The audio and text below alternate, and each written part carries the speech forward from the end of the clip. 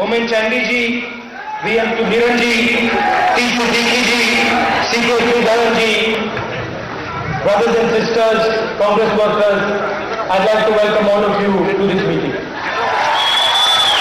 അഭിനന്ദനായ ശ്രീ ഉമ്മൻചാണ്ടി അവരുടെ, അഭിനന്ദനായ ശ്രീ VM സുധീരൻ അവരുടെ, ബഹുമാനപ്പെട്ട ശ്രീ പ്രിയപ്പെട്ട കോൺഗ്രസ് പ്രവർത്തകരെ, ബഹുമാന്യരായ നാട്ടുകാരെ, സഹോദരങ്ങളെ, ഞാൻ നിങ്ങളെ അഭിവാദ്യം ചെയ്തുകൊള്ളട്ടെ.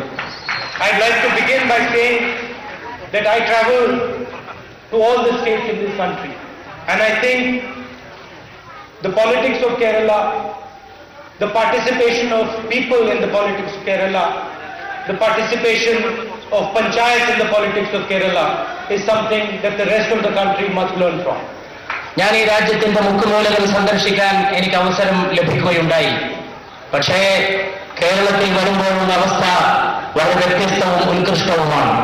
ജനാധിപത്യത്തിൽ ജനങ്ങൾക്കുള്ള പങ്കാളിത്തം, പഞ്ചായത്തുകൾക്ക് ജനാധിപത്യത്തിന്റെ നിർണയത്തിലുള്ള പങ്കാളിത്തം, ഇത്തരം കാര്യങ്ങളെല്ലാം മാതൃകാപരമായി നിർവഹിക്കുന്ന സംസ്ഥാനമായിട്ടാണ് കേരളത്തെ ദർശിക്കുവാൻ സാധിക്കുന്നത്.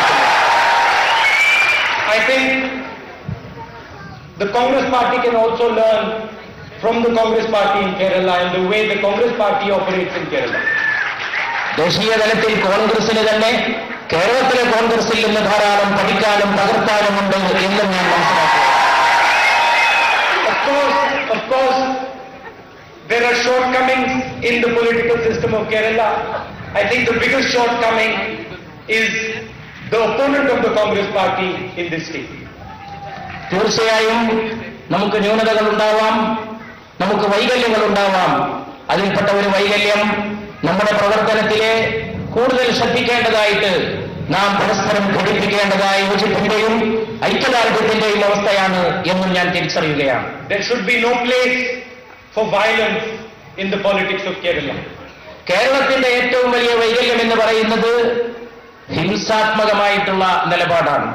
രാഷ്ട്രീയത്തിലും ജനാധിപത്യത്തിലും ഹിംസക്ക് യാതൊരു സ്ഥാനവുമില്ല എന്നുള്ളത് ഞാനിവിടെ പ്രത്യേകം അടിവരയിട്ട് പറയാൻ ആഗ്രഹിക്കുന്നു.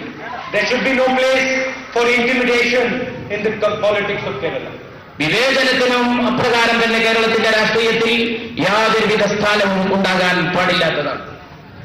So I'd like to thank the people of Kerala for giving a vision of the future politics to the rest of the country. രാജ്യത്തിന്റെ മറ്റു ഭാഗങ്ങളിലെ രാഷ്ട്രീയത്തിന് ദിശാബോധം നൽകണമെന്ന് ഞാൻ കേരളത്തിലെ രാഷ്ട്രീയത്തിൽ പ്രവർത്തിക്കുന്ന എന്റെ പ്രിയപ്പെട്ട സഹോദരങ്ങളോട് സ്നേഹപൂർവ്വം അഭ്യർത്ഥിക്കുകയാണ്. It gives me great pleasure when I go and I speak to panchayat leaders, pradhans in Kerala, and I get inspired by the knowledge they have, the information they have every day. ഞാൻ ദിനംപ്രതി എന്നോണം കേരളത്തിലെ പഞ്ചായത്ത്, ഗ്രാമ, തദ്ദേശ സ്വയംഭരണ സ്ഥാപനങ്ങളിലെ ജനപ്രതിനിധികളുമായി ബന്ധപ്പെടാറുണ്ട്. എത്രമാത്രം ആവേശകരമായിട്ടാണ് കേരളത്തിൽ